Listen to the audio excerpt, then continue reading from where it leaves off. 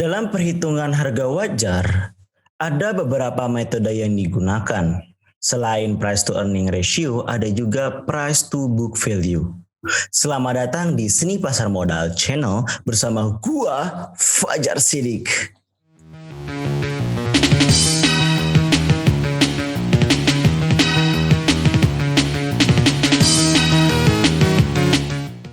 Assalamualaikum warahmatullahi wabarakatuh.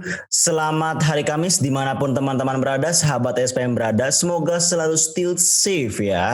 Selalu menjaga protokol kesehatan dimanapun berada. Sayangi keluarga, jangan sampai akibat kebodohan sendiri tetapi korban ataupun keluarga yang disayang itu menjadi korban. Oke? Pada hari ini kesempatan gua untuk ngelanjutin materi mengenai rasio keuangan. Kemarin kita udah ngebahas mengenai yang namanya price to earning ratio, di mana price to earning ratio merupakan bagian dari yang namanya perhitungan harga wajar ataupun menjadi indikasi awal bahwa perusahaan tersebut sudah under value ataupun sudah over value.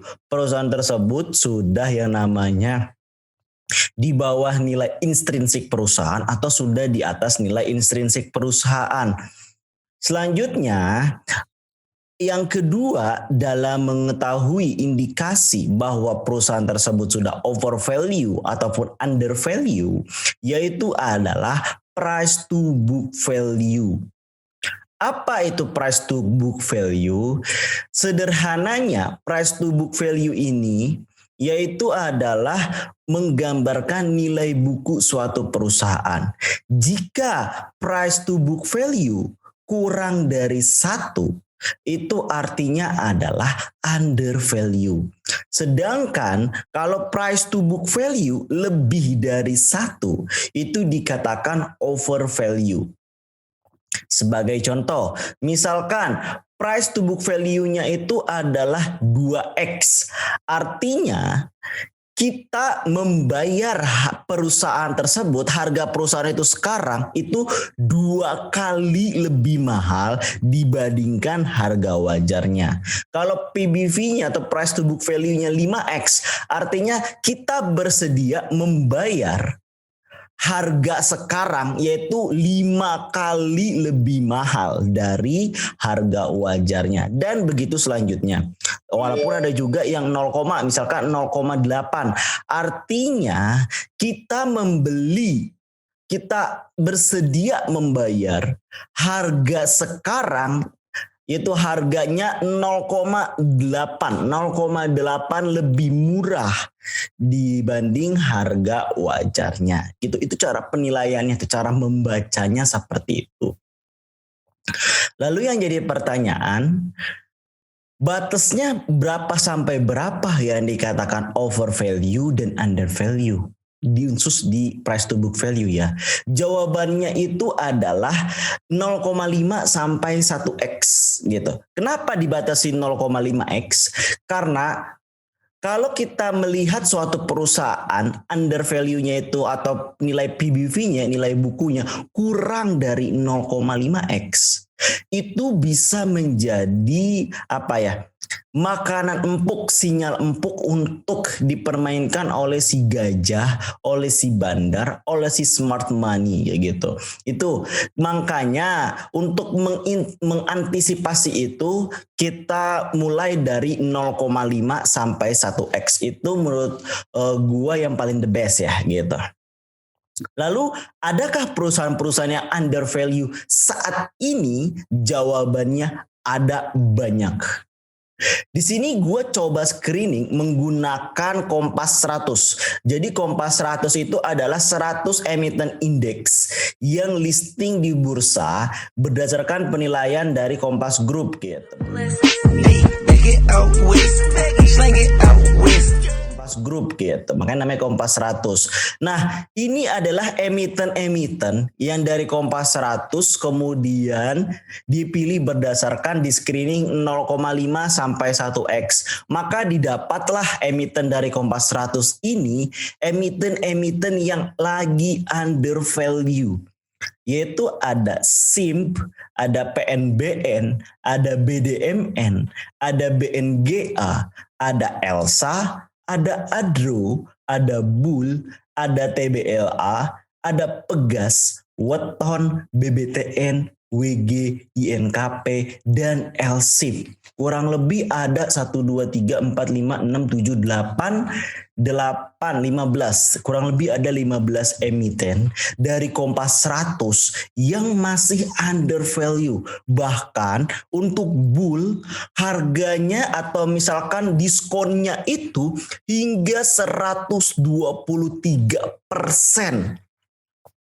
Artinya sangat safety kalau kita masuk di emiten tersebut. Lalu yang kedua ada PNBN di 116%. Bayangkan 116%. Biasanya kalau kita ke Ramayana ya atau kita ke mall dapat diskon 70 plus 1% aja atau 30 plus 1% aja, kita berbondong-bondong untuk beli. Lah ini diskon 100%, gila lah. Bayangin gak? Gue gak ngebayangin, gila sebegitunya gitu. Sangat masih under value di kondisi saat ini. Lalu ada juga yang mendekati 100% itu ada nih ELSA. Itu salah satu emiten kesukaan trader. ELSA, lalu ada BNGA urutannya, lalu ada BDMN, ada TBLA. TBLA perkebunan juga 94,64%. Lalu ada juga di sini kalau infrastruktur ada Weton, bahkan WG itu sampai 31,65% diskonnya. It's very nice gitu. Lalu INKP 44%, bahkan yang terkecil pun itu masih ada diskon, yaitu Pegas di mana harga wajarnya 14,04 dan ini ada di 3,24%. Very nice gitu. Jadi ini sangat-sangat cocok untuk kalian, untuk sahabat SPM dalam melakukan yang namanya pemburuan saham-saham yang lagi under value. Ini adalah Kompas 100 yang menurut gue adalah batas minimal dalam masuk dalam suatu emiten jika teman-teman masih kurang fasih dalam belajar bandarmologi maupun belajar mengenai yang namanya fundamental saham.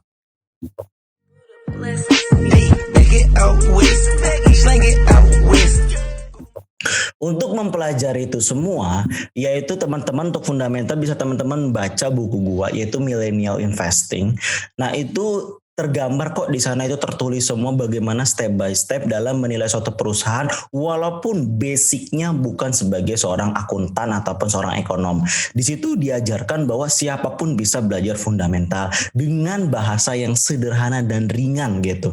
Bukan bahasa-bahasa yang kompleks kayak jelasin kayak para di buku-buku ilmiah atau bagaimanapun gitu. Jadi bagi teman-teman silakan baca aja, oke? Oke, itu aja sebenarnya untuk mengenai price to book value. Semoga bermanfaat kayak gitu. Jika ini bermanfaat silahkan share dan sharing ke teman-teman semua yang lainnya. Dan jangan lupa subscribe, like, dan komen ya mau dibahas apa. Oke, thank you for watching, thank you for attention. Gua Fajar Sidik, pamit, bye.